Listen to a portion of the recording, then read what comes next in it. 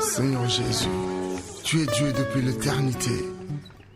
Tu as revêtu la nature humaine pour sauver l'humanité.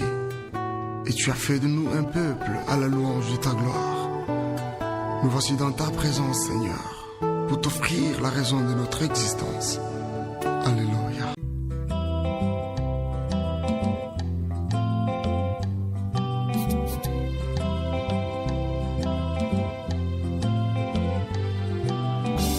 Amour véritable, amour parfait, tu es éternel, amour parfait. Amour véritable, amour parfait, tu es éternel, amour parfait.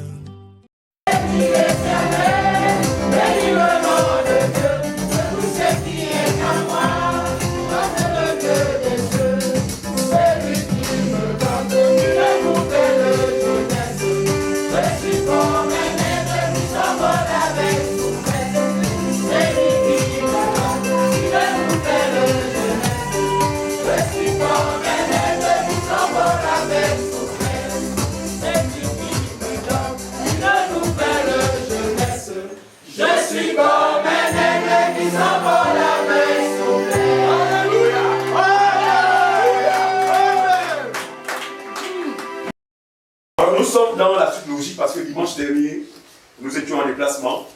Et donc, nous voulons vraiment boucler avec les dons spirituels et leurs manifestations. Je pense que nous avions décidé d'un commun accord d'éplucher, n'est-ce pas, chacun d'eux. Donc, chacun des dons. Le tout dernier, c'était quoi? On avait vu quoi dimanche? C'était quoi? Le don de la parole de la connaissance. Nous avions dit qu'il est important que nous ayons une idée sur la manifestation de ces différents dons, de façon à ce que ces choses ne soient pas étrangères au milieu de nous. Lorsque quelqu'un va les manifester, qu'ils ne soient pas étonnés. En effet, c'est là, ça va être là quoi, la manifestation du don que Dieu aura répandu en chacun d'entre eux. Nous avions déjà fait un bon cheminement là, n'est-ce pas, jusqu'à la parole de connaissance. Et quelqu'un va le lire 1 Corinthiens chapitre 12 pour pouvoir le prochain don. Juste après la parole de la connaissance.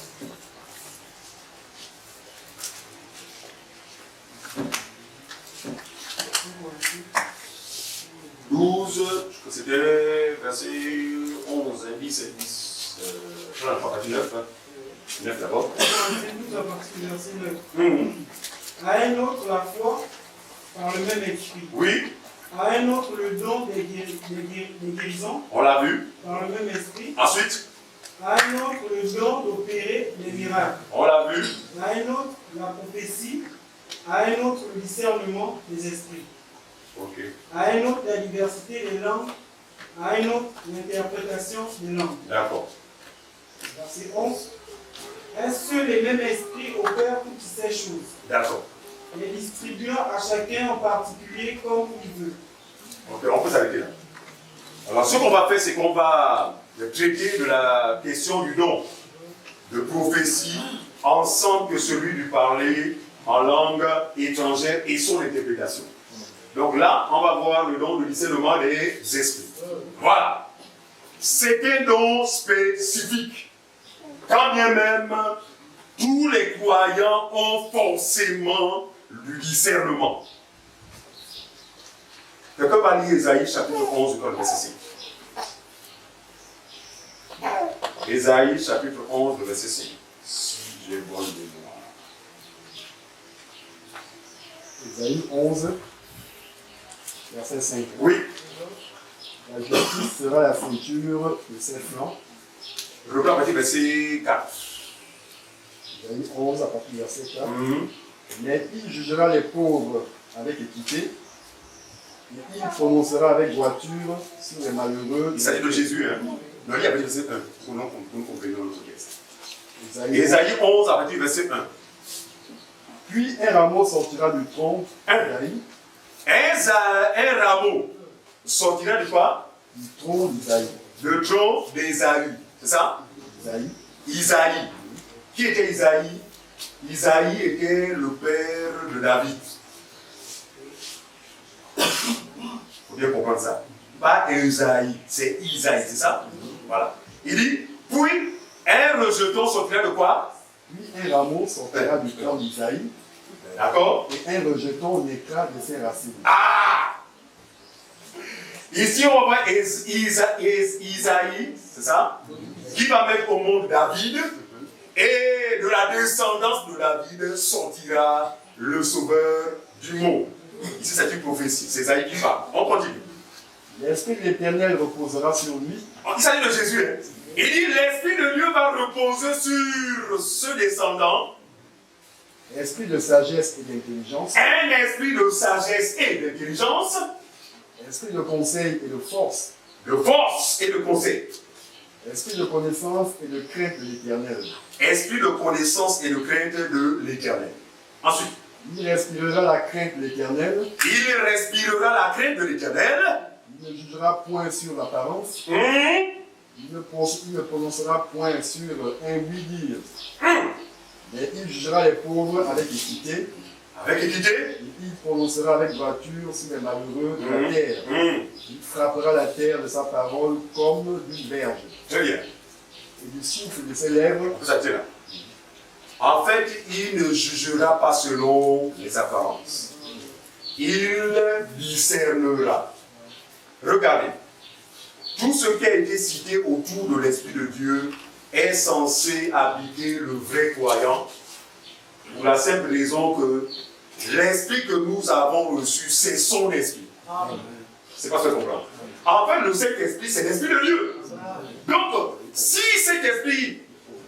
dans cet esprit il y a le discernement, si dans cet esprit il y a la sagesse, donc la sagesse c'est la connaissance de la vérité, d'accord? Si dans cet esprit il y a, on a vu quoi? L'intelligence, c'est ça? Eh bien, normalement le croyant doit avoir ce minimum, le minimum de ces attributs en lui. La seule différence en ce qui concerne les dons, il y a des particularités, n'est-ce pas, à travers les uns et les autres. En termes de sagesse, tous sommes sages. Pourquoi? Parce que nous avons reçu sa parole. En termes d'intelligence, tous sommes intelligents. Pourquoi? Parce que la grâce nous a été accordée de comprendre les choses du royaume. C'est pas ça qu'on comprend. En termes de discernement, tous avions le discernement dans la mesure où, grâce à sa doctrine, nous pouvons être capables effectivement de reconnaître ce qui est de Dieu et ce qui ne l'est pas. Amen. Donc pour parler du don du discernement de l'esprit, c'est vrai qu'il y a une particularité que Dieu a accordée certainement à un frère ou à une sœur. Mais de façon fondamentale, tous les croyants doivent être capables, voilà, de reconnaître l'esprit de l'erreur de l'esprit de la vérité. Lorsqu'en tant que chrétien, vous n'êtes pas capable de juger, n'est-ce pas, de façon, parce que c'est basique, comprenez que vous n'avez jamais été enfant de Dieu. C'est pas ça qu'on comprend. Il fut un temps où, lorsque nous étions dans les églises de Ouya Ouya, eh bien nous prenions sans réfléchir pour les frères et les sœurs, tous ceux qui aussi faisaient comme nous. N'est-ce pas? Tous ceux qui faisaient là, oh, ce sont des frères en Christ, c'est le même esprit. C'est le même, c'est le corps de Christ.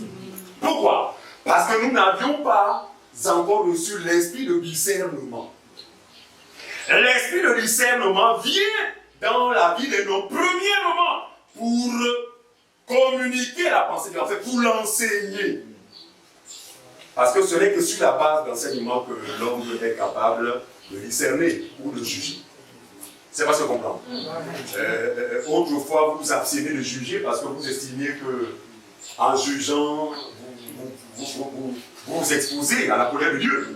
Mais ne vous rendez-vous pas compte que depuis que l'Esprit de Dieu est en vous, eh bien ça coule. Vous jugez sans état d'âme. Non, c'est vrai une preuve d'amour. Vous savez, l'amour de Dieu nous pousse à trancher, à faire la part des choses. Nous ne mélangeons rien.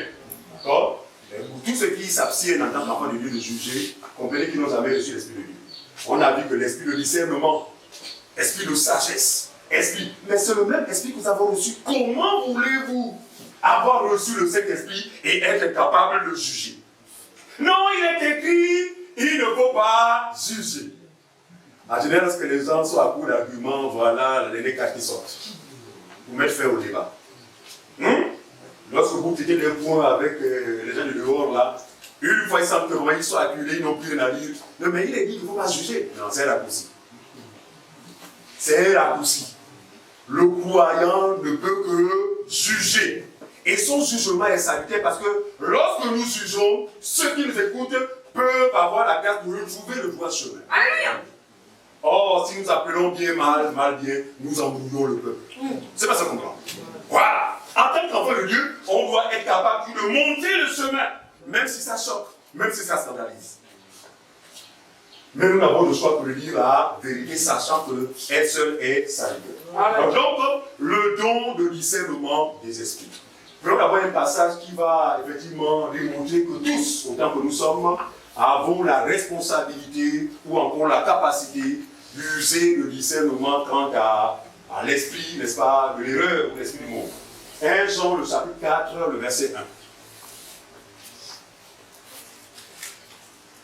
1. 1 Jean, le chapitre 4, le verset 1. 1 Jean, chapitre 4, verset 1. Oui. Il est écrit, bien-aimé. Bien-aimé. N'ajoutez pas foi. Bien-aimé, au pluriel ou au singulier. Bien-aimé, là, c'est un frère ou bien le frère.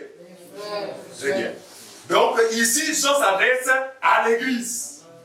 Parce que tous ceux qui sont en Christ sont des bien-aimés en Christ Jésus. Il dit bien-aimé. N'ajoutez pas foi À tout esprit. Ça veut dire quoi? Ne croyez pas. N'ajoutez pas foi. Ici s'adressait à ceux qui ont le don spécifique, c'est-à-dire frères et sœurs qui avaient reçu le don de discernement. Mais il dit bien-aimé. C'est pourquoi nous disons qu'en tant qu'enfant de Dieu, de façon élémentaire, de façon basique, on doit être capable de juger. Parce que si nous en sommes incapables, eh bien nous sommes de ceux à qui Esaïe a dit malheur à ceux qui appellent bien mal, mal bien. C'est pas ça. Or, en Christ, nous ne sommes plus maudits. Amen. C'est pourquoi nous appellerons chien, chien, chat, chat, même si ça choque. Amen. Donc Jésus a vu cette attitude, c'est pourquoi il a été jugé de tout.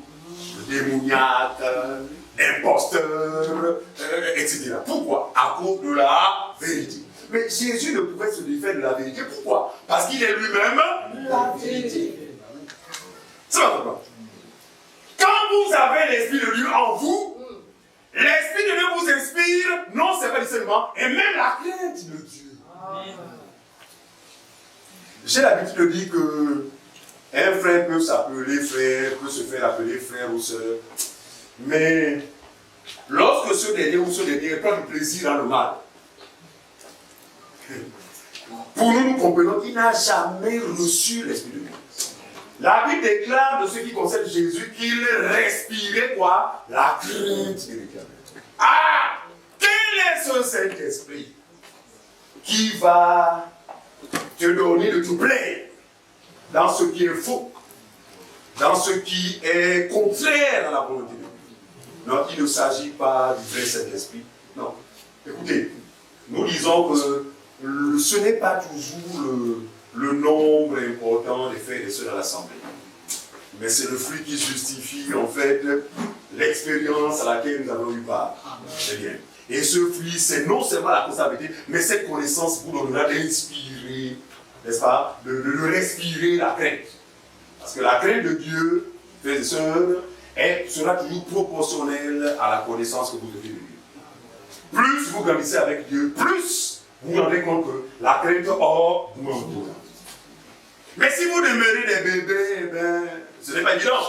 Parce que vous ne l'aurez pas connu. Or, la volonté de Dieu, c'est que une fois il vous appelle au salut, c'est de permettre à ce que vous le connaissiez. Parce que c'est ce qui traduit la vie éternelle. La vie éternelle, c'est qu'ils te connaissent, toi, le seul vrai Dieu et celui que tu as envoyé, Jésus-Christ. On y va.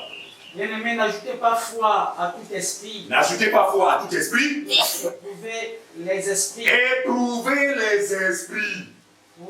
Pour savoir s'ils sont de Dieu. Car plusieurs faux prophètes sont venus dans le monde. C'est bien. Ici, dans le contexte, il ne s'agit pas des démons de divination. Bref, si. En fait, il ne s'agit pas... Comment traduire ça avec des mots simples? En fait, l'apôtre Jean est dans le domaine de l'enseignement, en fait. Voilà.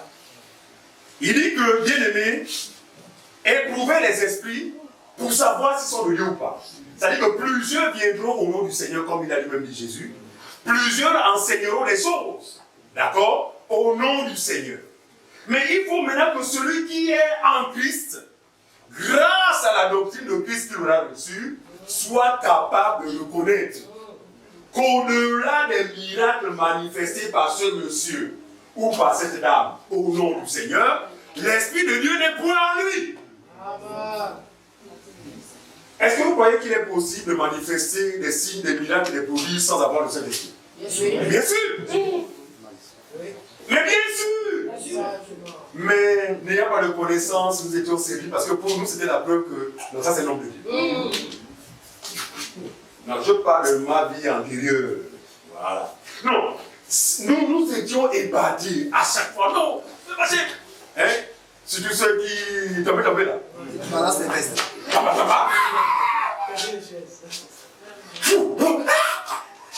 Là, vous êtes là, non, ça c'est vraiment bon. L'annonce. Éprouvez les esprits. Attends, pourquoi Jean parle ainsi? Parce qu'il savait qu'il viendrait un temps de grande séduction. Au point où la Bible dit, si cela était possible, même les élus de Jésus, ce serait encore. Et nous vivons cette année, je vous assure qu'aujourd'hui, malheur à quiconque n'aura pas en lui la saine doctrine. Je vous assure. Vous n'avez pas en vous la saine doctrine, vous verrez Dieu dans tout ce que les magiciens font au nom du Seigneur. Vous verrez Dieu dans tout ce que font les gens au nom du Seigneur. Pourquoi? Parce que vous n'avez pas été préalablement enseigné.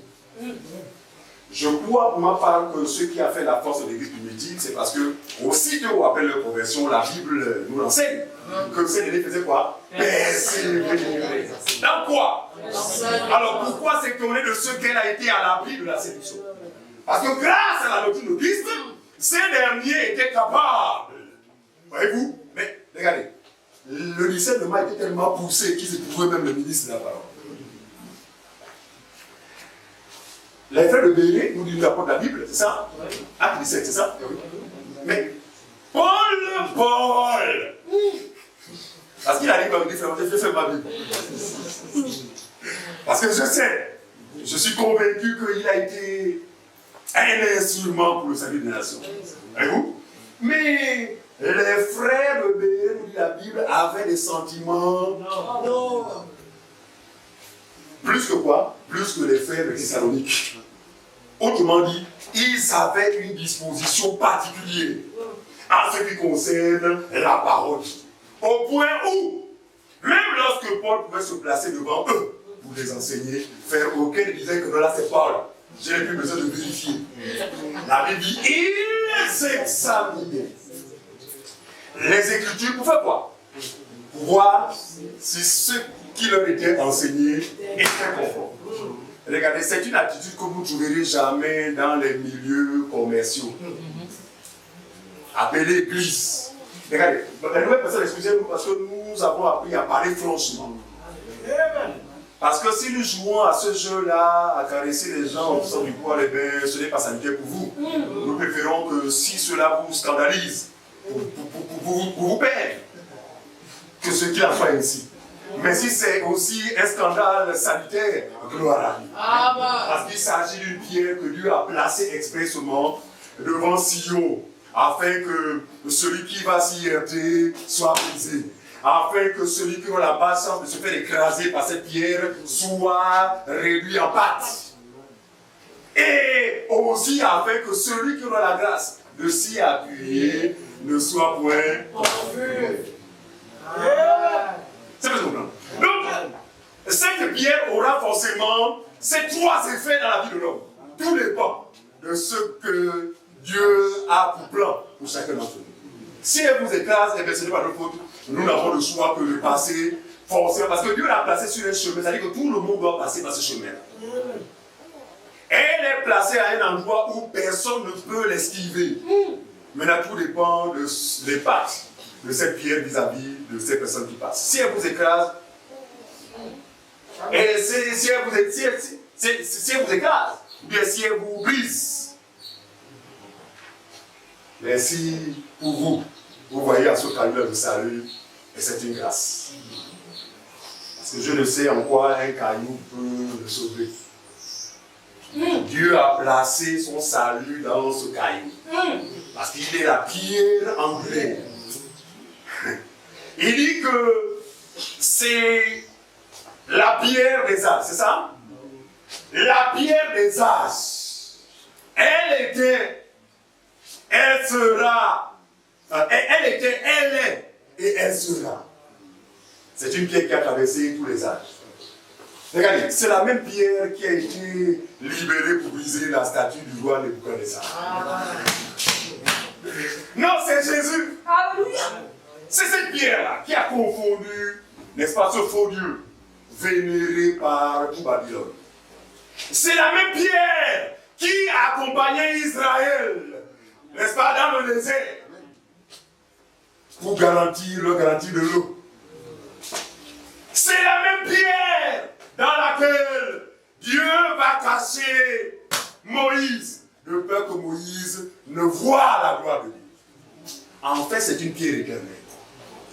Et l'auteur Luc, qui a écrit les Actes des Apôtres, va dire qu'il n'y a de salut en aucun autre nom qui a été donné parmi les hommes par lequel il devait être sauvé, n'est-ce pas? Jésus-Christ est la pierre angulaire, rejetée malheureusement par ceux qui passent. Donc, vraiment, nous n'allons aménager personne, nous n'avons pas l'habitude de le faire, mais que Dieu vous préserve de cette pierre. Ça fait des effets néfastes de cette pierre. Que Dieu vous préserve. Alors donc, ici il est question d'un discernement standard pour tous les croyants. Tout croyant doit être capable de juger, de reconnaître que ce qui se fait là n'est pas de Dieu, quand bien même on fait mention de Dieu. Être capable de reconnaître que ce témoignage, ce miracle-là, bien que le pied du frère était coupé, mais le pied a poussé, mais ce n'est un miracle mensonger. Parce qu'en général, les incroyants ne s'arrêtent qu'au résultat. Ah, de toute façon, même si c'est, comme vous dites, c'est un ganga, de toute façon, les résultats sont aussi guéris. Attention, en termes de miracles, Dieu le Seigneur s'est prononcé, il en existe des vrais et des miracles mensongers. Tout miracle qui n'a pas pour fondement la parole de Dieu est un miracle mensonger. Il y a dans les cirques des hommes qui font apparaître des oiseaux, des pigeons, juste sur la base d'une pochette. Aucune parole de Dieu. N'est-ce pas un miracle? Mais quelle est la suite de ces miracles, selon vous? Donc là où la vraie parole n'est pas prêchée, lorsqu'un soi-disant ministre opère des miracles, tandis qu'il est lui-même étranger à la vérité, tout ce qui aura comme manifestation émanera de son Père. Le diable est un faiseur de miracles. Prenons cela. 2 Corinthiens chapitre 14. Dans chapitre 11. Le verset 2 Corinthiens chapitre 11. 13, 14, merci. Ces hommes-là sont des faux apôtres. Ces hommes-là, regardez, qui avait déjà lu ce passage alors qu'il était encore dans les centres commerciaux? Je vous assure, ce sont des passages pour lesquels ces gens prennent toutes les précautions. Ouais. C'est pourquoi vous allez voir qu'ils ne vous enferment que dans l'Ancien Testament là-bas. Vous n'avez pas remarqué ça? Vous enfermez là-bas. Parce que ici, si vous essayez de regarder ici, vous allez découvrir tellement de choses au point où plusieurs vont se poser des questions. Voilà. La prison où ils vous enferment, c'est dans l'Ancien Testament. Parce que là-bas, effectivement, c'est obscur. Donc vous ne pourrez en aucun cas exercer quelconque discernement là-bas. Parce que là-bas, tout est confus. Voilà. Et comme ce sont des hommes de confusion, ils vous gardent dans la confusion. Or, le nouveau ici, c'est l'explication de l'ange. Alléluia. Je ne sais pas si vous avez compris. Il dit ces hommes-là. Ce sont quoi? Nous, quand nous parlons comme ça, on est attiré de juge. Mais que quelqu'un a l'esprit de Dieu, ce dernier tiendra le même langage que le maître. Parce que le serviteur n'a jamais été plus grand que le maître. Avant le maître, c'est pas comme les hommes, parce que avant le maître, il n'y a une personne. Mais avant l'arrivée du maître dans le monde, il y a eu des prophètes, mais qui ont tenu le même langage. Quand le maître vient, il tient le même langage. Quand il s'en va, il établit les apôtres, il tient le même langage. Selon vous, qu'est-ce qui peut justifier le même langage? Mais c'est le même esprit. Donc, on a tous le même esprit. Par conséquent, nous aurons tous un même langage. Amen. Et notre langage est opposé à celui du monde, c'est pourquoi on est incompris. Il faut bien que les choses aussi soient ainsi. Pour témoigner effectivement de l'opposition qui existe entre les ténèbres et la lumière. Il dit ces hommes-là, ce sont quoi? Des faux apôtres. C'est ce qu'il écrit? Ils sont nombreux à, n'est-ce pas, à se coller des titres de pasteur, docteur, prophète. Non, le tout n'est pas d'être appelé pasteur, docteur. Es-tu un vrai docteur ou un faux docteur? Parce qu'il s'agit d'un apôtre, il dit, ces hommes-là, ce sont quoi? Des faux apôtres. Mais aux yeux des hommes, je vous assure, ils étaient reconnus comme étant des apôtres. C'est pourquoi nous avons l'habitude de dire ceci. L'apôtre ou l'évangéliste ne l'est pas parce qu'il se fait appeler évangéliste ou apôtre. Je reprends ce que tu m'as dit. En fait, ce qui fait d'un évangéliste un évangéliste, ce n'est pas l'appellation. Parce qu'aujourd'hui même, plusieurs ne veulent même plus qu'on les appelle même dans le patronyme. Ils s'appelaient Makaya Gassé. Mais tu les appelais comme ça là, mais c'est le problème. Non, je suis l'évangéliste. Et ils vont même plus loin. Ils allaient avec Gassé, ils s'appelaient maintenant Élie. Vous savez ça, non? Ils sont nombreux comme ça. Non, c'est de la mystification. Non, ce n'est pas en changeant de nom qui fait de toi un homme de Dieu. Mais ce qui fait de toi un évangéliste, un prophète ou un apôtre, etc., c'est quoi? Mais c'est la mesure de grâce qui est en toi. Donc, on t'appelle Eli ou Massé ou non, même Tchemena ou même Bumba. Ça va choquer. Oh, même Bumba, c'est le nom du serpent mystique. Il faut vraiment que je fasse un travail pour couper les liens. Non, il n'y a pas besoin de regarder mon nom. Il y a un moment dans la salle. Si on avait, il y a des gâteaux. Bon. Voilà. Non, Jésus savait que rien de bon dans l'homme. Mais son salut s'est fait sur la base de la miséricorde. Par conséquent, le même a trouvé le moyen le plus efficace pour mettre fin, n'est-ce pas, au pouvoir de Satan dans la vie de l'homme, peu importe son nom. Regarde, d'aucuns disent que les noms influencent. Certes, c'est une réalité, mais ça dépend. Le nom de qui? Ou encore, cela concerne qui? Est-ce les enfants de Dieu ou les enfants du monde? Regardez. Non.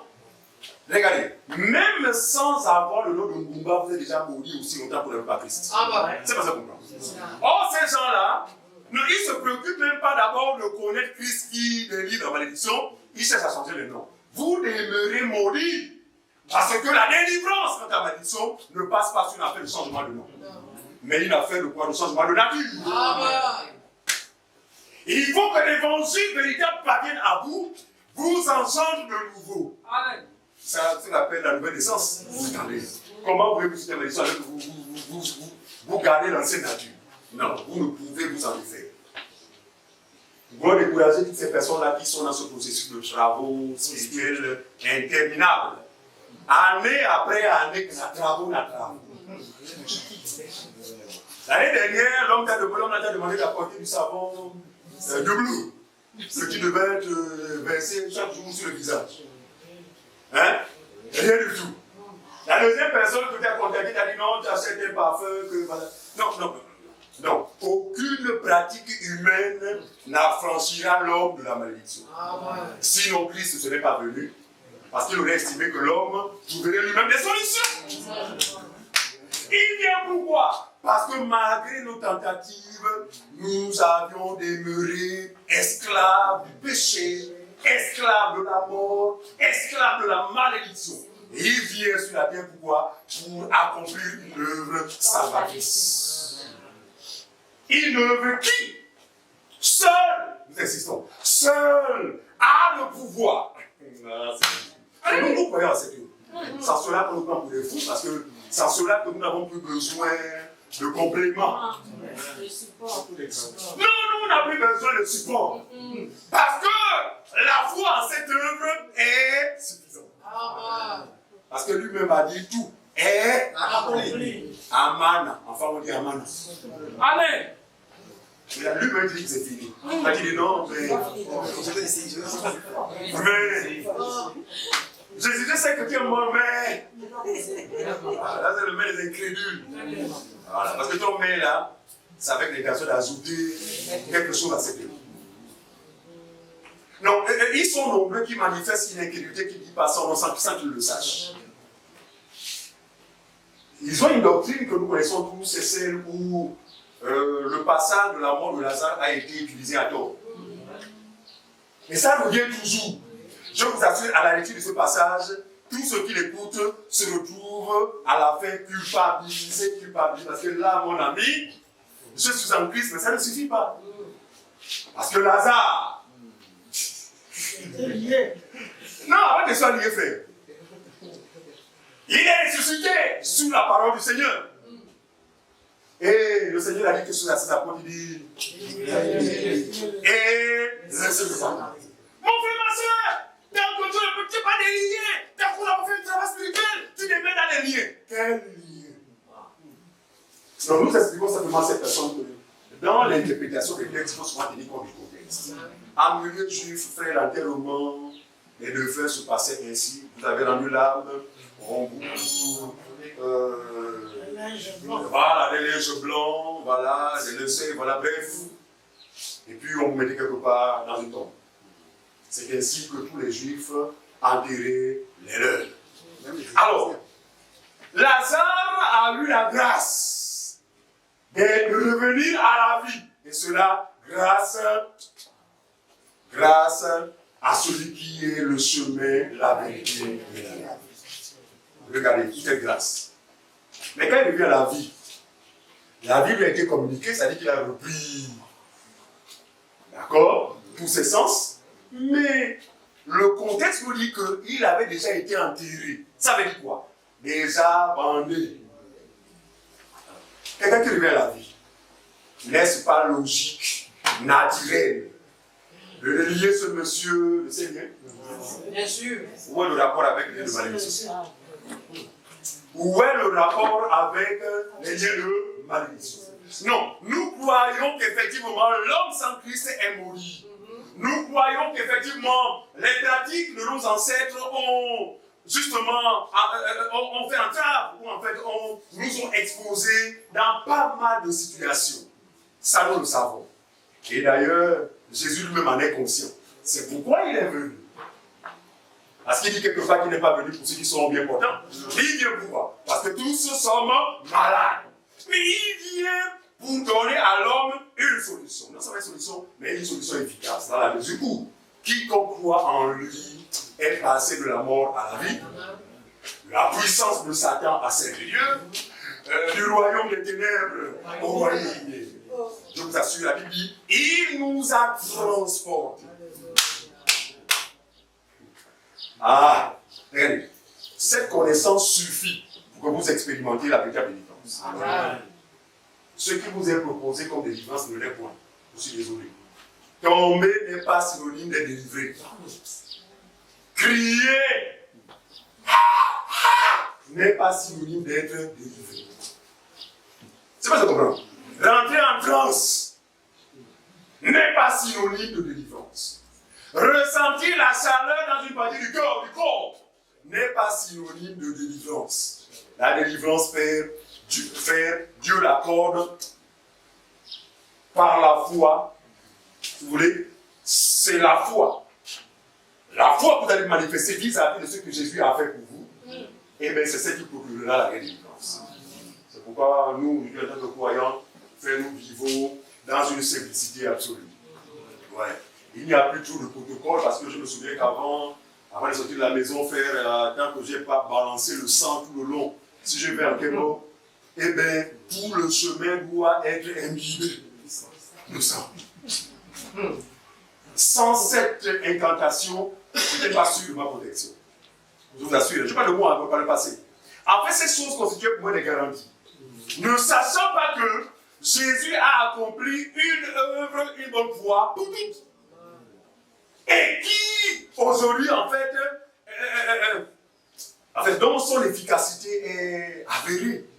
Oui, l'œuvre de Jésus a été plus efficace. Alors, revenons. N'ajoutez pas foi à tout esprit, mais éprouvez pour savoir si c'est Dieu ou pas. Ça, c'est, comme on a dit, c'est fondamental. Pour tout croyant, on doit être capable de reconnaître le vrai du faux.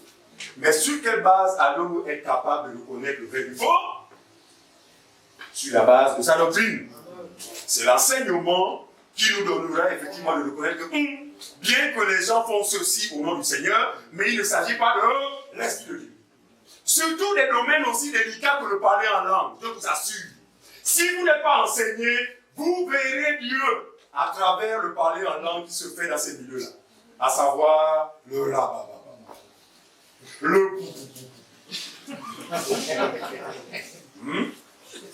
Donc vous savez que chacun exprime, je sais que c'est standard. Ra ne manque pas, Baba ne manque pas. Mais, à la lumière des Écritures, par l'esprit de discernement, nous pouvons aujourd'hui rejeter ce parler en langue dans la mesure où ce dernier n'est pas conforme à l'enseignement de Jésus.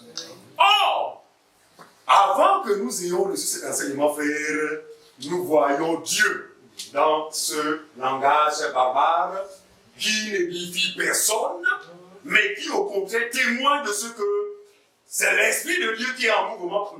L'Esprit de l'erreur qui est en mouvement. Parce que l'Esprit de l'erreur, c'est l'opposé de l'Esprit de Dieu. L'Esprit de Dieu, c'est l'Esprit d'ordre, c'est ça non? Mais l'Esprit de l'erreur, c'est l'Esprit de désordre. La chaise se casse là-bas, on appelle là-bas.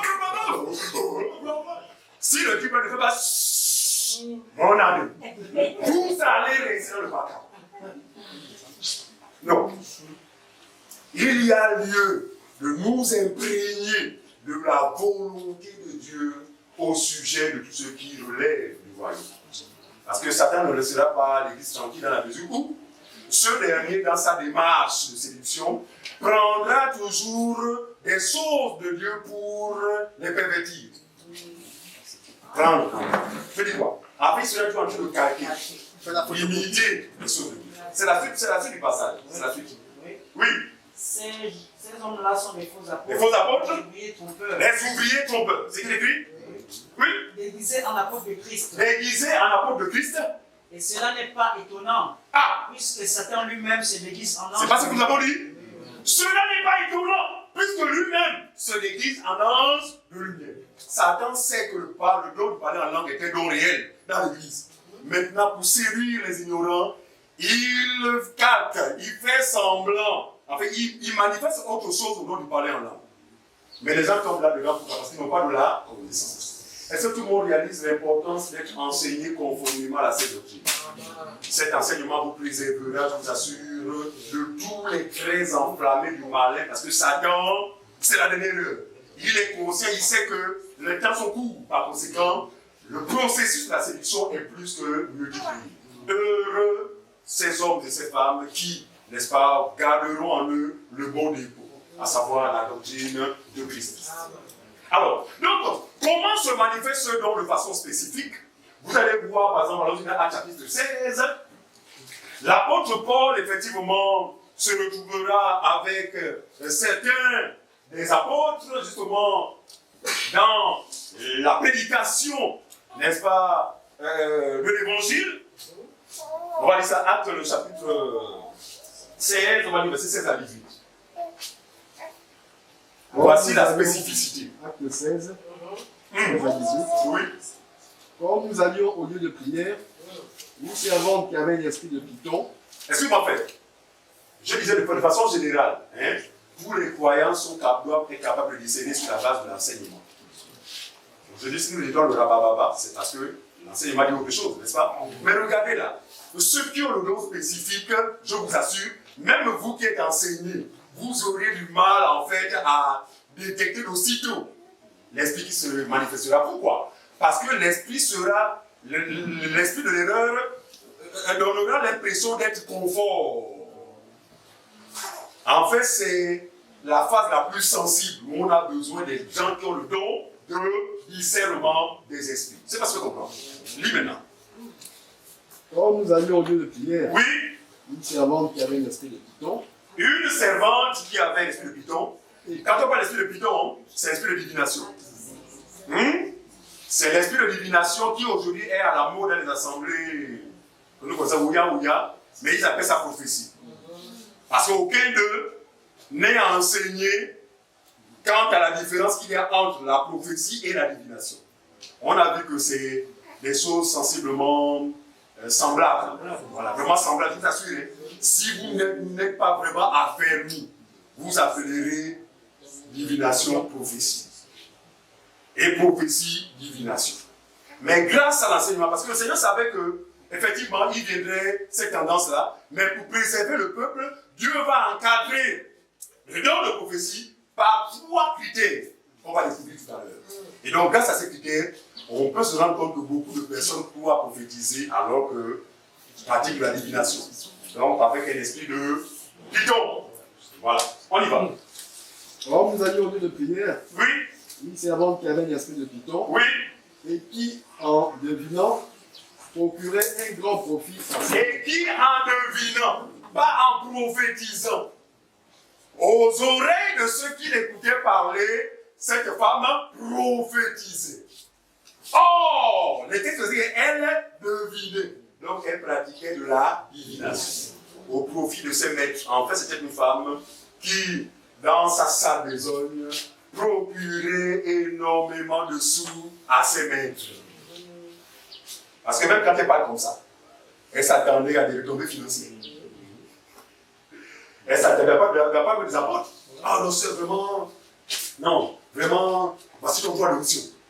C'est ça qu'il y a une bêtise comme ça dans les assemblées. C'est une bêtise. Ce n'est pas vérifié avec les Écritures. Droit d'option, ça veut dire quoi?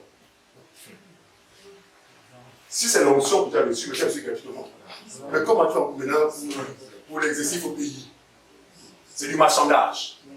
Et effectivement, c'est l'une des particularités de l'esprit de divination, parce que vous allez voir qu'au-delà de ce semblant de prophétie, vous retombez toujours sur l'affaire d'argent.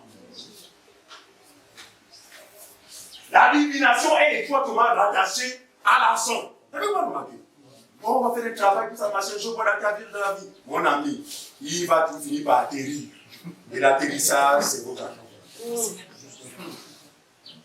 Il y a quelques temps à la Lombier, un des techniciens nous a fait savoir que, oh, mais vraiment, on fait vraiment.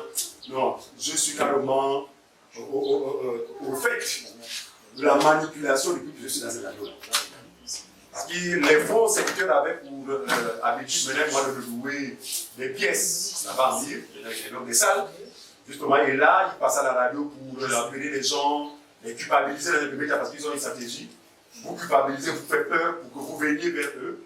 D'accord? Et le verbe me dit que j'ai assisté à un truc, le monsieur a demandé à une femme de réciter 3 psaumes. 3 psaumes de la Bible. Mais chacun des psaumes coûtait 150 000 francs. Il dit que, bon, c'est là, mais j'ai mal au cœur. Il dit, mais comment les gens disent que c'est vous? Lui, le psaume est dans ma Bible, il te fait payer. Tu ne réfléchis même pas. Encore que ça venait de ton livre spécial que tu m'as donné, magnétisé, on va comprendre. Mais c'est ma Bible. Donc, si c'est 150 000 francs, ou absolument imaginer. 450. C'est pour vous dire que ces gens-là ne sont déterminés. Ils vont vous faire ça dur aussi longtemps que vous allez lever la place. Non. Regardez. Je réalise encore que en fait, l'enseignement, c'est carrément la base de la vie chrétienne. Parce que imaginez, c'est l'instant une assemblée enseignée. Avec quel courage un maçon aura-t-il de venir maçonner avec l'évangile? Ça va passer comment? Très bien. Mais ils ont un environnement propice, c'est là où règne l'ignorance. Ah, quand ils se rendent compte que l'assemblée est ignorante, alors là, vous aurez toutes les offrandes possibles. Offrande de culpabilité, offrande de voyage, offrande de mariage. Ah! Après, quand tu te maries, on laisse ah! Ce qui avait dans la porte va s'arrêter là, pas tout donner, parce que tu te maries. Or, lui-même, il est mal intentionné. Il sait qu'il vous a réuni là, c'est pour vous soutirer de l'argent. Oh, même quand maman va dire, non, papa, je n'ai que les 1000 francs pour me ramener dans mon quartier à Kunam. Maman, tu n'as pas la foi. Et la maman là, elle a fait la réunion pour la visiter. Non, l'évangile, la grâce de Dieu ouvre les yeux. Ah! Non, quels que soient les ténèbres dans lesquels vous avez été, quand cet évangile pénètre en vous, les yeux s'ouvrent. Et vous êtes capable maintenant d'être sous vos gardes. Parce que les loups ont été relâchés. C'est que Paul dit non. Acte 20, 20, quoi. Car je sais qu'à ton départ, il ne s'introduira pas les loups ravisseurs. C'est comme ça. Hein?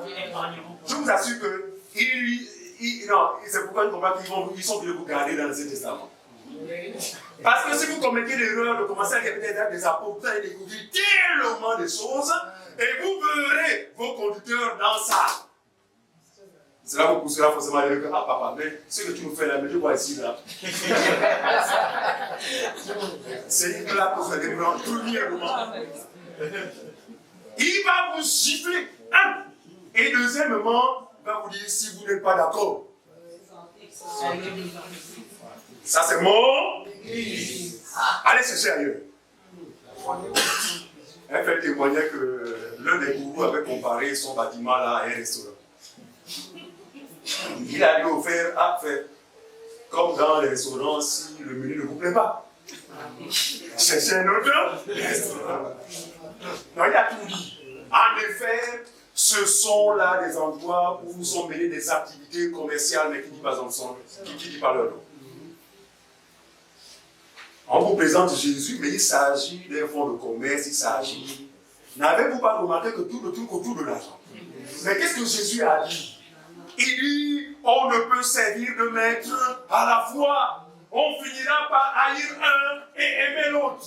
Jésus a tout dit. Il a mis en garde l'Église. C'est pourquoi nous sommes de ceux-là, frères, à loin de nous la pensée de chercher de l'argent, quand bien même nous savons que l'argent est utile. Salomon a dit, non, il dit quoi? L'argent répond à tout. Oui, dans ce monde, frère, pour te marier, en fait, tu as dépensé l'argent. Pour acheter une petite tortue. Regardez, vous irez devant le boutiquier. Il ne vous donnera rien pour sa marchandise. Vous savez, un des professeurs ivoiriens nous avait visité il y a quelques années. Et il nous a amené dans une folie. En fait, lui prêche la pensée positive. Mais il croit que c'est la foi. Voilà. Il y a beaucoup là en fait, qui pensent, qui ne connaissent pas la foi. Eux, c'est la pensée positive. Ce dernier nous avait amené dire, regardez ce que c'est devenu riche. Je vous assure qu'il avait des bagues en or, mais vraiment. Non! En fait, c'est un souvenir. Il dit que désormais, il faut changer de mentalité. Même si vous n'avez rien, allez en bolo. Ne prenez même pas de petits paniers de plastique.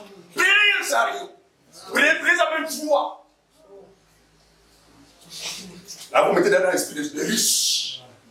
Et quand vous sillonnez le rayon, vous ne prenez rien, mais vous parlez par la foi. Toi, moi ça dit rentre. Je vous assure.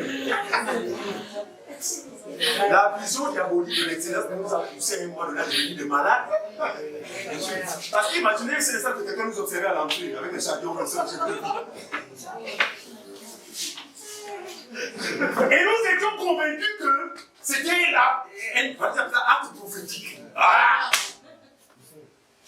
Pour ceux qui n'ont pas de bébé, mon ami, allez au marché.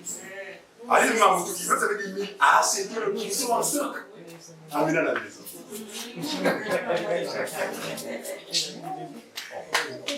Non, c'est pourquoi je dis, c'est vraiment une grâce. Je vous assure, c'est pas si on réalise ça, quoi. En fait, vraiment, nous étions dans un bourbier qui ne dit pas son nom, quoi. Mais en même temps, on se rend compte que nous y étions de façon involontaire. En fait, c'était comme prisonniers, qu'en fait, nous étions sans force. Ouais, sans force. Des vrais sketchs. Vraiment, des vrais sketchs. Et il a suffi qu'on en sorte, qu'on réalise qu'il ne s'agissait pas de la foi, mais de la folie. Parce que la vraie foi incite l'homme à faire quoi? À travailler de ses propres mains. Voilà la vraie foi. Non, c'est compliqué. Donc, l'apôtre Paul va exercer un don spécifique. Vous savez que lors de plus ou moins de création, en fait, dans les débuts de l'Église sur la terre, Dieu, je suis convaincu, a dû équiper tous ses apôtres d'une diversité de dons, à cause du contexte. Voilà. Des spécificités vraiment, telles que l'apôtre Paul dans la langue, il dit comment je parle plus que pour tous. Or, dans l'assemblée aujourd'hui, là, on peut trouver seulement que 2 ou 3 personnes qui parlent peut-être une ou 2 langues, mais lui, il en parlait en grand nombre. Il parlait plusieurs langues. C'était des polyglottes. Pourquoi? Parce que c'était un apôtre des nations. Apôtre des nations. Ça veut dire que quand tu vas à Rome, il faut que tu sois capable de parler roumain. Quand tu vas au Canada, c'est pas son plan. Donc Dieu l'avait équipé cette diversité de langues, mais qui malheureusement m'a interprété parce qu'aujourd'hui, quand on parle de langue, il Paul faisait papa. Non, s'il faisait papa, il n'aurait pas enseigné autrement dans 1 Corinthiens chapitre 14. On y va, mon frère. Nous sommes dans Acte 16. Acte 16. Oui. Je reprends verset 16. Oui. Quand nous allions au lieu de prière, Le prière, une servante qui avait l'esprit de Python, le piton, et qui, en devinant, procurait un grand profit à ses maîtres, c'est clair. vint au devant de nous. Elle vint au devant des apôtres. Et Suivez. se mit à nous suivre. Et elle se mit à suivre les apôtres. Regardez, même sa démarche-là pouvait être interprétée positivement. Il sait que, si elle suit les apôtres, c'est qu'elle est touchée par l'évangile. Elle se mit à suivre les apôtres. Continue. Paul et nous. Elle criait, Suivez. ces hommes sont les serviteurs Elle criait. Ces hommes, ce sont quoi? du Dieu très haut. Ces hommes, ce sont des serviteurs du Dieu très haut. Quand elle crie comme ça, elle attire l'attention de tout le monde. En effet, suivez-moi bien. En effet, ces hommes étaient effectivement des serviteurs du Dieu très haut. Mais regardez, elle devine. Donc elle ne prophétise pas par l'Esprit de Dieu, mais elle prophétise par un autre esprit. Mais ces déclarations sont certaines. Voilà l'un des points effectivement qui constitue une pierre d'achoppement, surtout pour les mamans. Excusez-moi les mamans de vous indexer, mais je reconnais en vous une faiblesse. La naïveté, vraiment, ça c'est vraiment votre dada. Maman, c'est pourquoi les faux pasteurs vous aiment. N'avez-vous pas remarqué que dans les fausses assemblées, les femmes sont toujours majoritaires. C'est elles qui sont même au devant de la scène. Et les faux, en fait, ça a l'avantage. Parce qu'effectivement, lorsque la femme est au devant, eh bien, la séduction est de mise. C'est pourquoi Dieu n'a pas voulu que la femme soit au devant. Dieu a voulu qu'elle soit derrière l'homme. Si au jardin, Adam, Ève était derrière Adam, on en serait par là où nous sommes. Je ne sais pas si vous comprenez. Mais dès lors, Dieu n'a pas voulu que la femme se mette au flanc. mais que l'homme le soit et qu'elle soit simplement derrière l'homme. Regardez, elle dit des choses vraies. Parce que souvent, quand vous êtes en train d'écouter les émissions de ces gens-là, je vous assure, vous allez vider les larmes de votre corps parce que, à cause de la tristesse. Oui, allô? J'entends une voix là, j'entends une voix, c'est qui? C'est qui Henri? Oh, oui, papa, c'est mon enfant. Je vois, maman, je vois que tu as, je vois.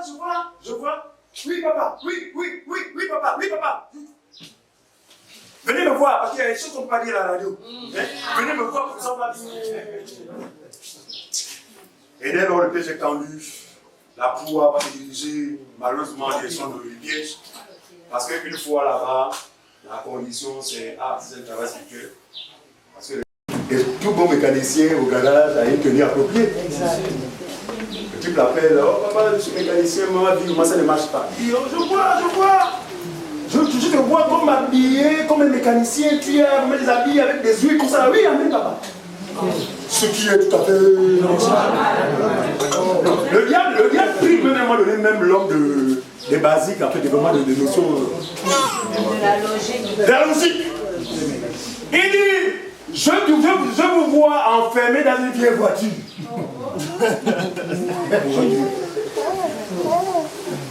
Vous êtes liés, vous êtes complètement attachés dans une vieille voiture.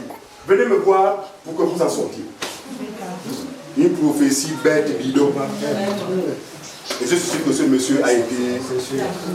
Regardez. Souvent aussi, c'est les attitudes avec ces personnes-là, soi-disant prophétisent, qui vous séduisent. Qui vous séduisent. Oh, machin, vous êtes le troisième du ventre de votre mère, n'est-ce pas? Amen, papa. Et là, ce qui nous est passé, en fait, c'était un jeu, c'était des esprits qui jouaient à ce jeu-là. Prendre des informations qui sont réelles pour venir les mettre, n'est-ce pas? Voilà. Et grâce à ces informations, nous étions certains que non, là, c'est Dieu qui parle. Non, il n'en est rien, c'est Satan. Mais la différence avec Dieu, c'est que la prophétie, elle vient pour consoler, pour édifier, pour... Or, la prophétie de divination, malgré le fait qu'il dit des choses vraies, la fin, c'est toujours le scandale, les divisions, la haine, tout. Vous remarquez ça?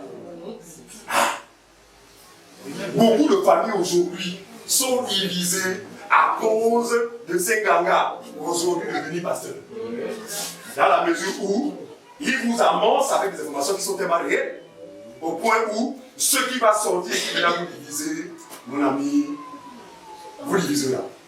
Parce que les Américains, c'est ça, au départ, c'est un peu des choses, non, je vois comme si quand tu étais néo, tu avais fait un truc et tout ça, la machine, on va le faire, et puis tout d'un coup, ta belle-mère. Je vois ta belle-mère qui est comme assise sur ton dossier. Des fois, on peut faire comme ça, la regarde aussi. Oh, les hommes qui souffrent. Nous les hommes. Et peut-être nous les neveux. Je vois ton oncle qui est assis sur ton dossier. Ah, quand tu entends ça, regarde la haine qui va commencer à s'installer, vous avez ton oncle, alors ton oncle est ton père. Ah oui, ton oncle est ton père. C'est que nous avons l'évangile, fait l'évangile, restitue toutes choses. Tu étais un enfant désobéissant, l'évangile t'appelle à l'obéissance. Tu étais un enfant qui ne considérait pas ton oncle. Mais l'oncle est le fait de t'appeler de ton père. C'est ton père. Donc l'attitude que tu auras vis-à-vis de lui, c'est comme tu t'as pas fait à ton propre père ou à ta mère qui t'a mis au monde. C'est pas ce qu'on comprend. Ah, que Dieu nous en délivre. Donc cette femme a fait une soi-disant prophétie, n'est-ce pas, attestant des choses vraies. On y va? Elle se dit à nous suivre. À nous suivre? Oui. Oui. Ces hommes sont les serviteurs du Dieu très haut. Dieu très haut, oui. Ils vous annoncent la voie du salut. Et c'est vrai, non? Oui. Il vous annonce quoi? Mais quel évangile Paul prêchait? La voie du salut. Il dit ces hommes-là, non seulement si c'était Dieu de haut, mais il vous annonce la voie du salut. Je vous assure sur cette base. On va dire là, c'est Dieu qui a parlé. Mais. Vas-y. Verset 18. Oui.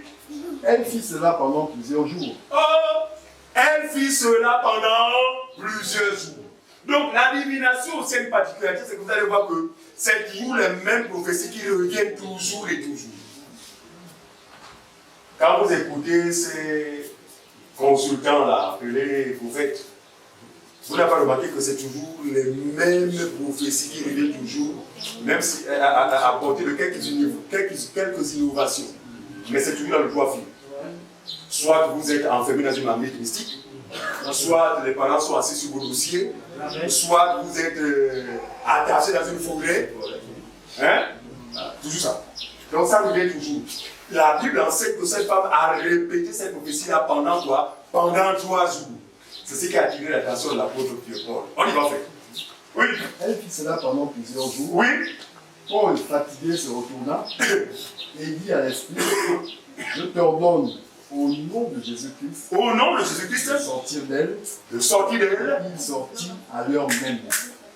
Je t'ordonne de sortir d'elle au nom de Jésus-Christ. Donc cette femme-là fut ce jour guérie ou libérée de l'esprit de divination. Donc cet esprit a été détecté grâce au don de discernement des esprits. Sans ce discernement, je vous assure, encore que ce qu'il disait était exact, et bien on dirait gloire à Dieu. Donc ce qui est vrai sortira de la bouche de ces personnes-là, mais ne nous arrêtons pas là, mais cherchons en fait à vérifier la source. Quelle est la source de cette information? Alors, terminons maintenant avec le don de prophétie et celui des langues.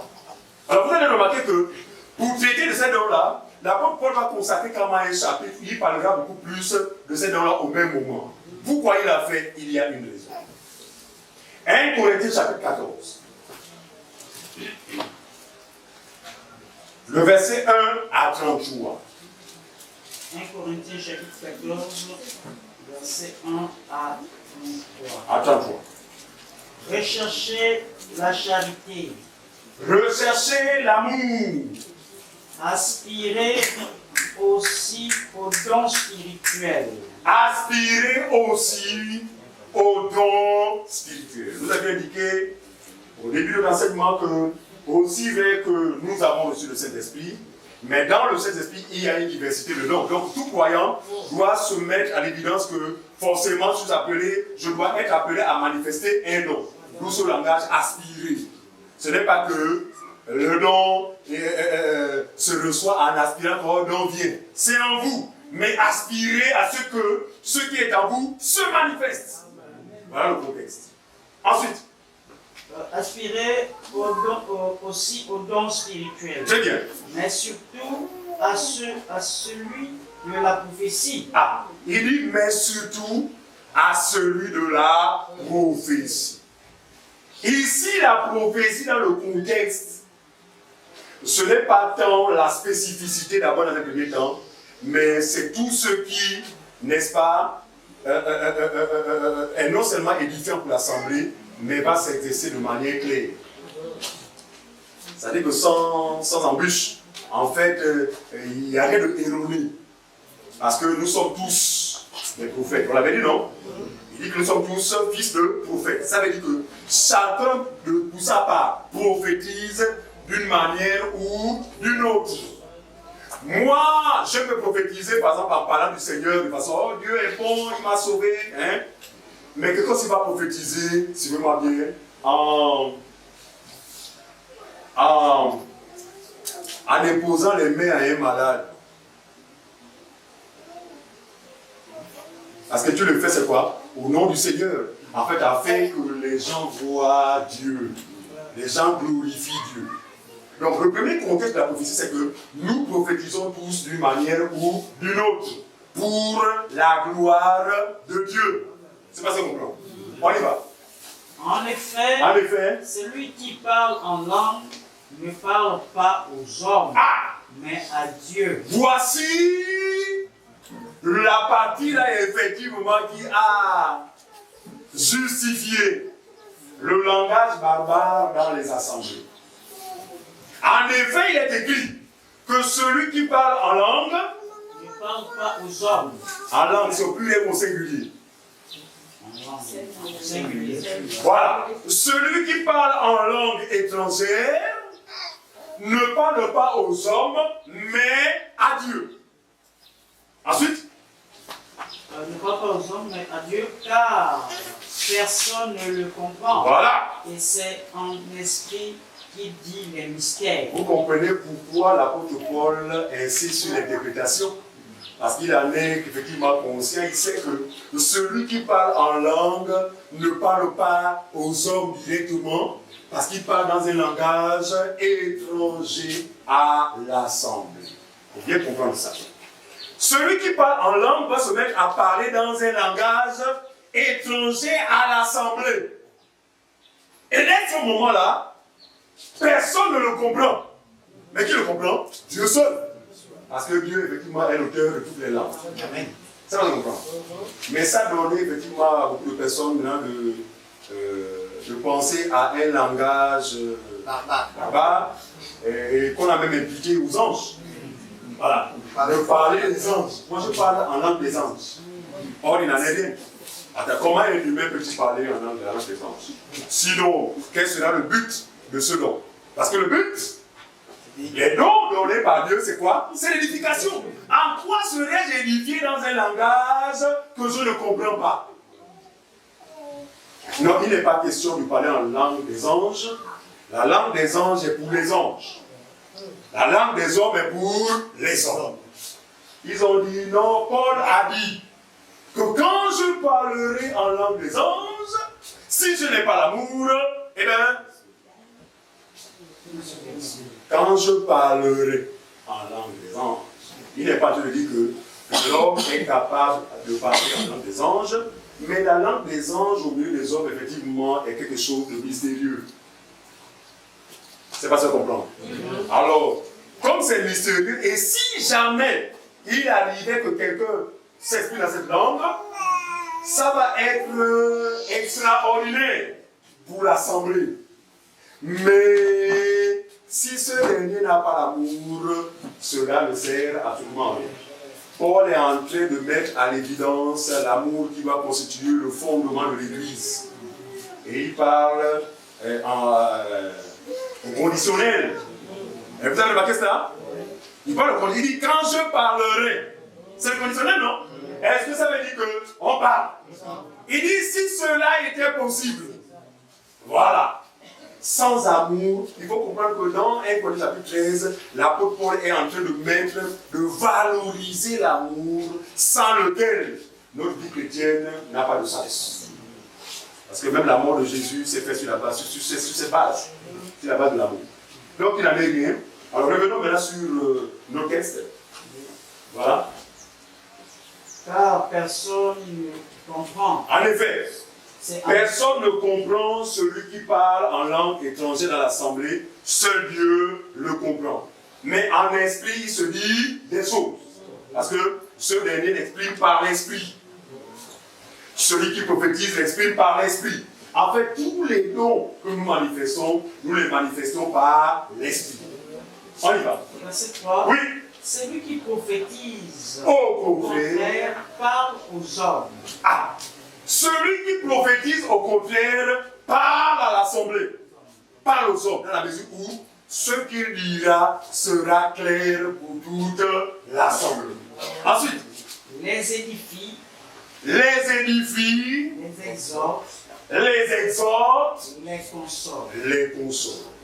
Voici ici les garde-fous que Dieu effectivement a placés pour que nous ne soyons pas déséduits, pour que nous n'appelions pas divination prophétie. Donc notez dès ce matin que la prophétie remplit 3 critères. Lesquels? La consolation, l'édification et l'exhortation. Regardez. En quoi vais-je consoler quelqu'un au nom de la prophétie? En disant, je te vois enfermé dans une vieille voiture, pieds et mains liés. Maintenant, sur la base d'enseignement, vous attrapez cette prophétie-là, suivez-moi bien, vous la ramenez à la lumière des Écritures. Pour savoir si c'est une prophétie. Vous verrez que cette prophétie ne remplit en rien les 3 critères. Elle ne consolera pas ce monsieur, mais elle va troubler ce monsieur. Voilà. Elle n'exhortera pas ce monsieur. Elle n'édifiera pas ce monsieur. C'est pourquoi nous avons fait la différence entre la parole de la connaissance, effectivement, qui peut révéler des situations même chaotiques, mais en vue d'une solution. À ne pas confondre avec la prophétie. La prophétie tourne autour de ces trois critères. Donc, ça serait disons que tous ceux qui passent à la radio, là, en fait, ne prophétisent pas, mais ils sont en train d'user, n'est-ce pas? Ils sont victimes d'un esprit de séduction, de divination. Continue, frère. Continue. Continue. Verset, voilà. Oui. Oui. Celui qui parle en langue s'édifie lui-même. Lui-même. Celui qui prophétise. Suivez. Celui qui parle en langue s'édifie lui-même. En ce sens que il est le seul à bénéficier du don qui manifeste au détriment de l'assemblée. Or, celui qui prophétise, lorsqu'il parle la parole, l'assemblée est attentive, et bien tout le monde est édifié, tout le monde est exhorté, tout le monde est consolé. Mais ce n'est pas tout le monde, c'est tellement que Dieu veut consoler, c'est une seule personne. Bref, mais au moins, tout est clair pour l'assemblée, parce que ce dernier va parler dans une langue effectivement commune, tel que le français. D'accord? On y va. Voilà. Celui qui parle en langue s'édifie lui-même, Oui. celui qui prophétise édifie l'église. Très bien. Je désire que vous parliez tous en langue. Mais Il dit c'est une bonne chose de parler en langue, et d'ailleurs si cela était possible. Jésus dit je désire. Mais est-ce que ton désir, Paul, relève de la volonté de Dieu? Il dit, il est ainsi en train de considérer, en fait de considérer ce don, qu'il est utile. Mais encore plus que vous prophétisez. Celui qui... Est-ce que tu comprends cette comparaison? Il compare la prophétie qui est claire, plausible pour tout le monde, et la langue qui est confuse. Mais il dit, entre ces deux-là, je préfère même plus que vous prophétisiez que vous parlez en langue étrangère, à la mesure où les gens ne joueront pas vraiment les bénéfices du don que vous avez. Sauf si vous l'interprétez. Il faut bien comprendre. Nous avions dit préalablement que tous les dons visent un seul objectif, c'est quoi? La construction. Donc, peu importe la nature du don, tel que celui qui est celui de l'élan qui est confus, il peut être manifesté, gloire à Dieu. Mais que celui qui le manifeste veille à faire quoi? À apporter le sens à l'assemblée, afin qu'elle soit édifiée.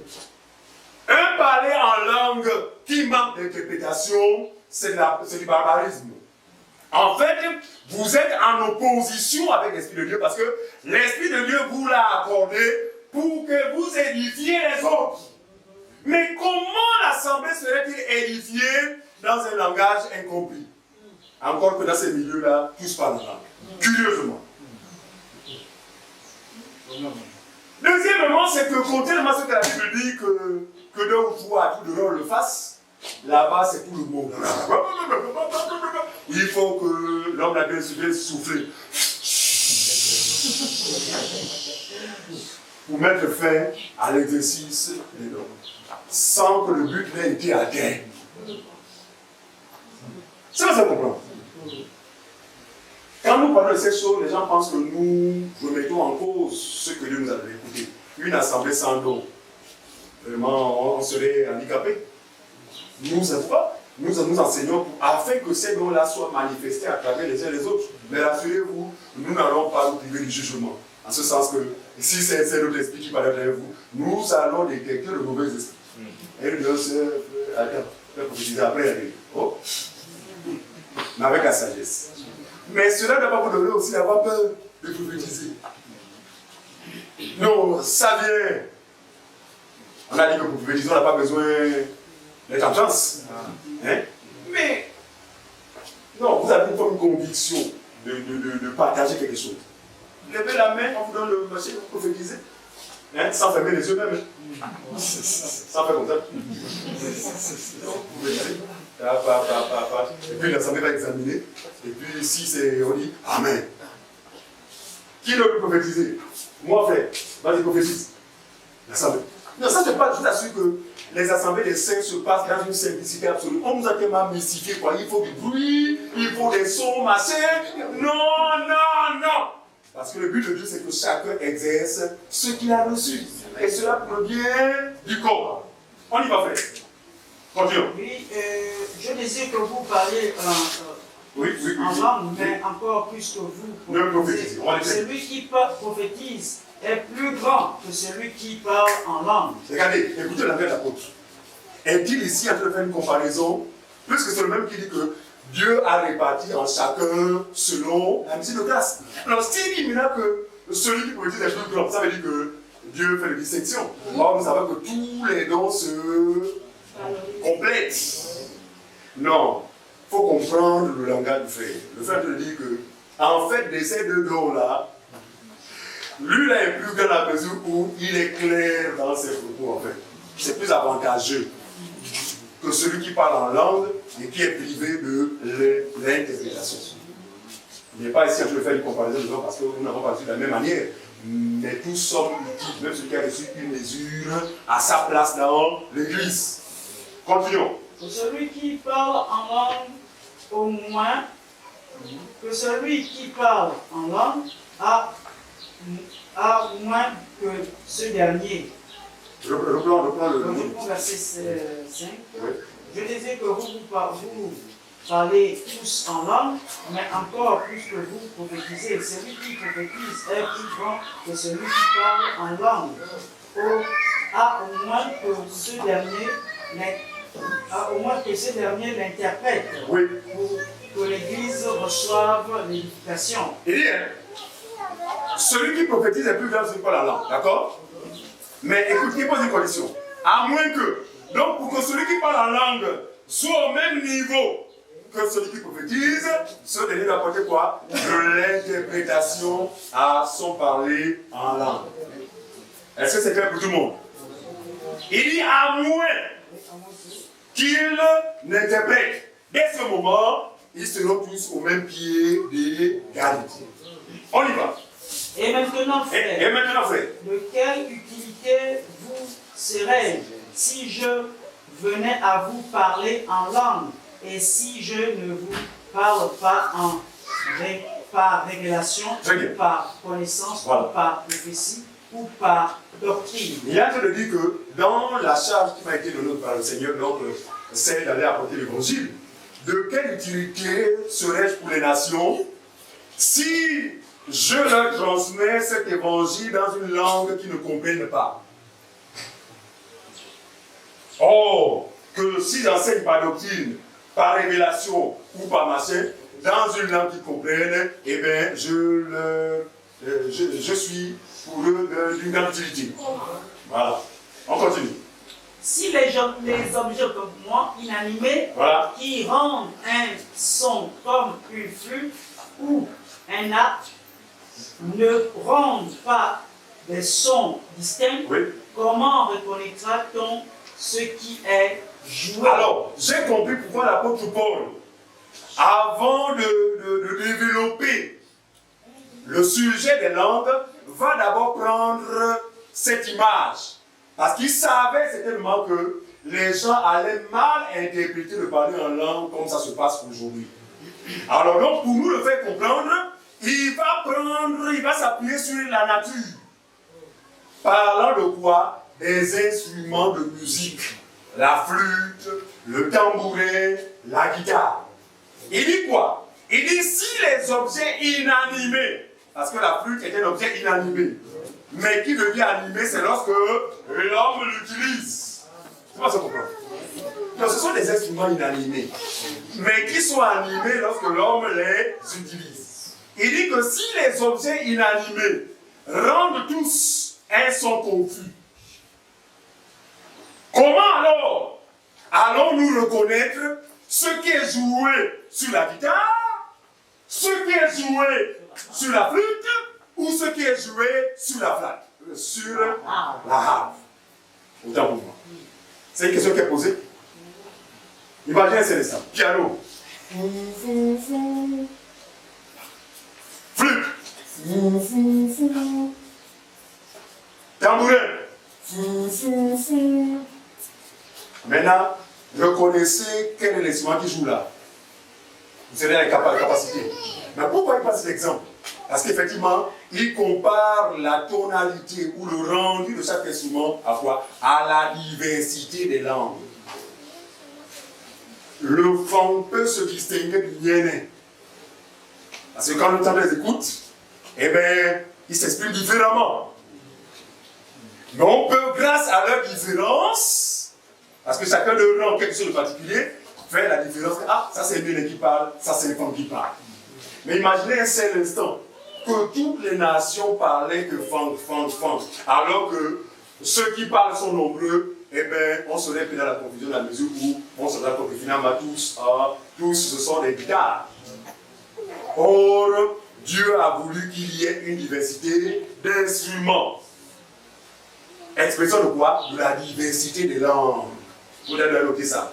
On parle de ça pour que nous sachions qu'en ce qui concerne ces langues, il ne s'agit pas de parler en langue, mais de parler en langue. Parce que dans ce milieu-là, on parle de quoi? Beaucoup plus en termes de parler en langue. Le parler en langue, non. On parle de parler en langue, c'est avec S étrangère. Donc, la diversité des langues. Ensuite.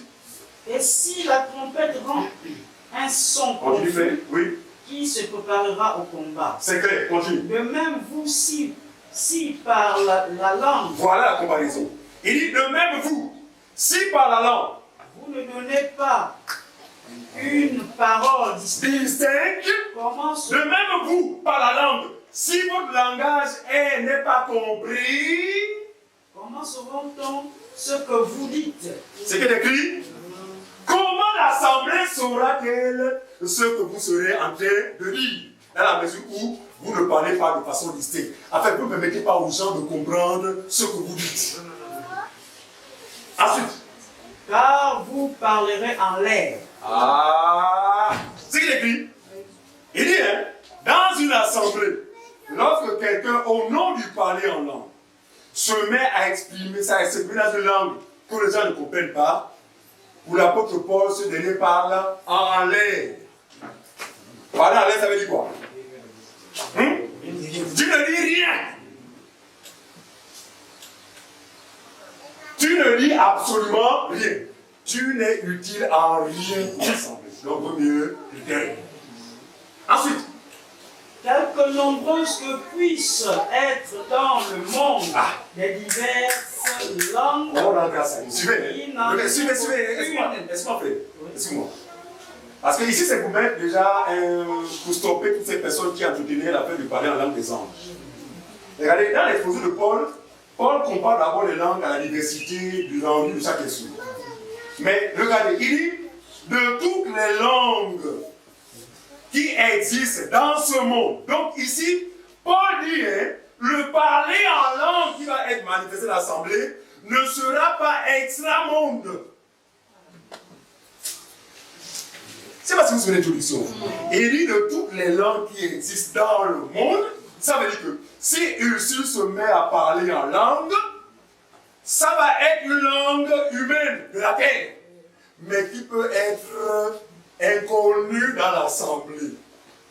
C'est pas ce qu'on comprend. Ursule est femme, c'est ça qu'elle est femme. Ursule va se mettre maintenant à parler Urdu. Vous savez Urdu, non? Voilà, je ne sais pas trop. D'accord? Qui serait en train d'écouter ce que ça veut dire à ce moment précis? Personne. C'est pourquoi on parle de langue étrangère. Maintenant, si Ursule a l'esprit de Dieu, le même esprit va veiller à ce que, bien qu'elle ait parlé dans une langue existante, mais inconnue de l'assemblée, qu'il y ait quoi? Une interprétation, afin que le but qui est celui de tous les noms soit atteint. C'est pas ce que comprendre. Donc, notez déjà que les langues là, ce n'est pas des langues extraterrestres. Paul dit, aussi nombreuses que sont les langues dans le monde, c'est dit comme ça, non? Répète encore ça, fait. De quelques nombreuses puissent être dans le monde les diverses langues, il n'en est aucune qui ne soit une langue inintelligible. Tout le monde comprend ça? Malgré la diversité des langues, aucune d'elles n'est inintelligible. Or, le rabababa là est inintelligible. Attendez, donc comprenons le français. Pourquoi c'est en français? C'est pourquoi on dit souvent que comprendre cette affaire-là, c'est pas le français. Non, c'est l'esprit. Quand vous n'avez pas l'esprit, vous allez lire, là, vous ne comprendrez absolument rien. Non, rien que sur la base du français, il est clair que les langues dans leur diversité, chacune d'elles, aucune n'est inintelligible. Mais elle peut paraître étrangère pour quelqu'un. Je croise inintelligible. Non, elle peut paraître inintelligible pour quelqu'un. Je par exemple, je croise, je connais pas l'anglais, je croise un américain. Quelque part dans la vie. Et puis on va tenter de changer. Mais l'autre va à gauche, l'autre va à droite. On s'attend qu'il y a le dessous. Mais pourtant c'est une langue intelligible, mais qui est étrangère pour moi parce que je n'ai jamais étudié l'anglais. C'est pas tout le monde comprend. Voilà. Donc, sur cette base, on comprend que la diversité des parlers en langue qui pourraient se manifester sont des langues humaines existantes dans le monde, mais qui pourraient être étrangères pour l'assemblée. Pour cela, Paul insiste sur l'interprétation afin que l'Église soit édifiée. Continuons. Intelligible, voilà. Si donc je ne connais pas le sens de la langue, je serai un barbare. Vous comprenez ça? Qui parle.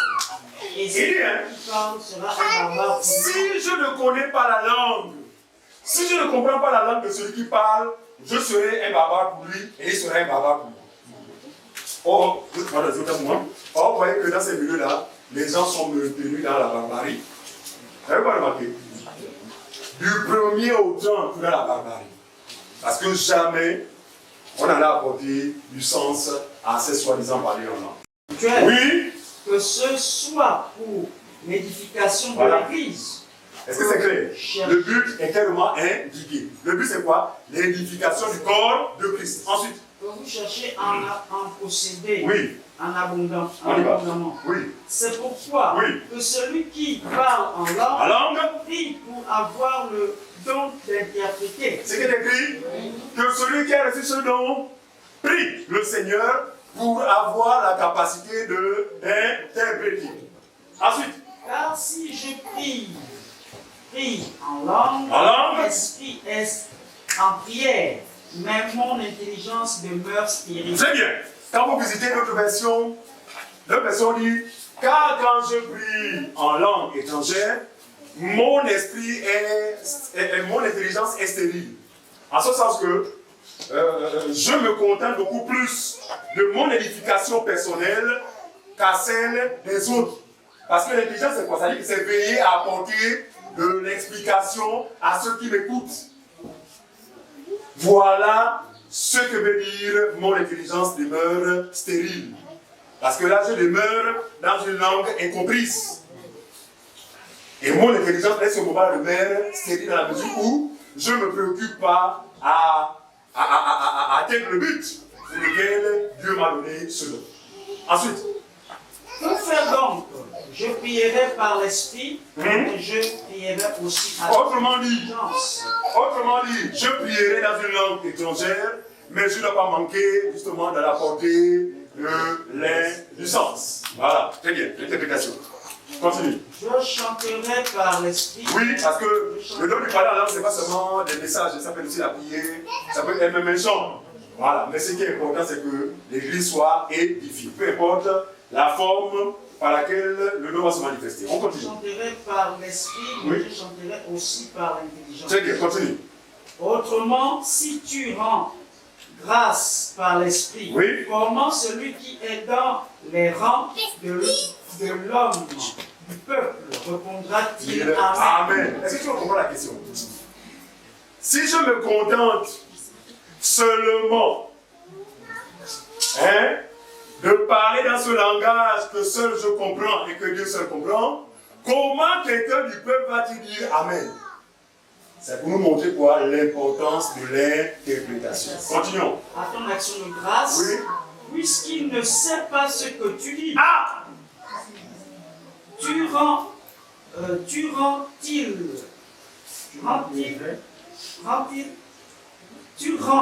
il est vrai, d'excellentes actions de grâce. Certes, dans ce que tu fais, il se passe des choses vraies, d'accord, mais d'autres n'est pas édifié. Mais les autres ne sont pas édifiés. Je rends grâce à Dieu Oui. de ce que je parle en langue plus que vous tous. Très bien. Mais dans l'esprit, j'aime mieux dire 5 paroles avec mon intelligence, afin d'instruire aussi les autres, Très bien. que 10 000 paroles en langue. En langue. Frères, ne soyez pas des enfants sous le rapport du jugement, Très bien. mais pour la malice, soyez enfants, et à l'égard du jugement, soyez des hommes faits. Voilà. En fait, ça, c'est les paroles que Dieu avait adressées à son peuple dans Ésaïe là-bas, à cause de leur rébellion. Et Dieu leur avait dit, ok, pour vous confondre, je vais vous parler dans une langue étrangère, que vous ne comprendrez pas. Et donc, l'apôtre Paul s'appuie sur ces déclarations pour ramener ça et pour dire que, attention, ne soyez pas des enfants du jugement, parce que si c'est vraiment Dieu, et qui décide de vous parler dans une langue étrangère, vous êtes sous le jugement. C'est-à-dire une langue où vous n'avez pas le sens. C'est l'expression du jugement. Oh! Dans ces assemblées-là, ces personnes du monde qui sont sous le jugement dans la mesure où, curieusement, Dieu leur parle dans un langage, n'est-ce pas, étranger. Donc, c'est vrai dit, ne soyez pas des enfants sous le rapport du jugement. En ce sens que, dans ce que vous faites, veillez toujours à, n'est-ce pas, à être édifié. En ce sens que tout sera clair pour chacun de vous. Vas-y. Ce qui est écrit dans la loi, c'est par les hommes d'une autre langue. Passe ce passage-là, c'est justement Et par les lèvres d'étrangers que je parlerai à ce peuple. Tu tiens quel passage là? 21. Oui, vas-y, attends-toi. Et ils ne m'écouteront pas, Oui. même ainsi, dit le Seigneur. Par conséquent, les langues sont un signe non pour les croyants, mais pour les non-croyants. Très bien. Regardez. Les langues sont un signe non pour les croyants, mais pour les non-croyants. Mais en quoi, pour les croyants, les langues ne sont pas un signe, ne sont pas un prodige? Parce que pour les croyants, nous avons droit à l'interprétation. Or, pour les non-croyants, ils verront en cela un mystère. Ils vont être épargnés, mystifiés. D'accord? C'est ça qui dit que pour nous, ce n'est pas ainsi, mais pour les non-croyants. Continue. La prophétie, au contraire, Oui. est un signe non pour le non-croyant, Non pour le non-croyant. mais pour le... Voilà, la prophétie c'est pour construire l'église et non les amis dehors. Ensuite, Si donc, dans une assemblée oui, de l'église l'église. entière, tous parlent en langue, et qu'il survient un des hommes du peuple ou des non-croyants, ne diront-ils pas que vous êtes fous? Ah, dans une assemblée du peuple, tout le monde. Celui que tu vas inviter va faire des bêtises pour qu'il va dire que non, là c'est un asile de fous. Voilà. Pourquoi? Ils ne se retrouvent là. Mais qu'est-ce qu'ils font là? Et ça, c'est la particularité des sectes pernicieuses. En fait, ils sont dans une démarche confuse, quoi, dans tout ce qu'ils font. On y va. Mais si tous prophétisent, il survient quelque Un non-croyant, ou un homme du peuple, oui, il est convaincu Oui. par tous, il est jugé par tous. pas tous. Les secrets De son cœur. Les secrets de son cœur sont dévoilés, Très bien. de telle sorte que tomba sur sa face, Ouais. il adorera Dieu et publiera que Dieu est réellement au milieu de Très nous. bien. Comme pour dire quoi, la prophétie, elle est très avantageuse, mais le parlant là peut devenir une prophétie dans la mesure où on apporte du sens. En fait, pour dire que ce qui est clair, ce qui pourrait être clair pour les uns les autres est préférable à ce qui est confus. Maintenant, si quelqu'un s'exprime de façon confuse, qu'il veille à apporter quoi? De l'explication. le temps fait défaut. Je pense que les aller à la maison, peut-être pas ça, vous allez lire à la maison, s'il vous plaît. On est là, on a du temps. Lire tranquillement, là, on n'a pas le temps pour les questions. Je ne sais pas tout, mais on va quand même accorder 5 minutes pour les questions. Alors donc, lire chez vous de 1 Pierre, le chapitre 2, le verset 5, allez chez vous, tranquillement à la maison. Romains chapitre 12, le verset 3 à 8. Romains 12, 3 à 8. 1 Pierre, chapitre 2, le verset 5. À lire à la maison. Que Dieu bénisse sa parole. Amen. Amen. Question, je ne veux pas dire. Seigneur Jésus, tu es Dieu depuis l'éternité. Tu as revêtu la nature humaine pour sauver l'humanité. Et tu as fait de nous un peuple à la louange de ta gloire. Nous voici dans ta présence, Seigneur, pour t'offrir la raison de notre existence.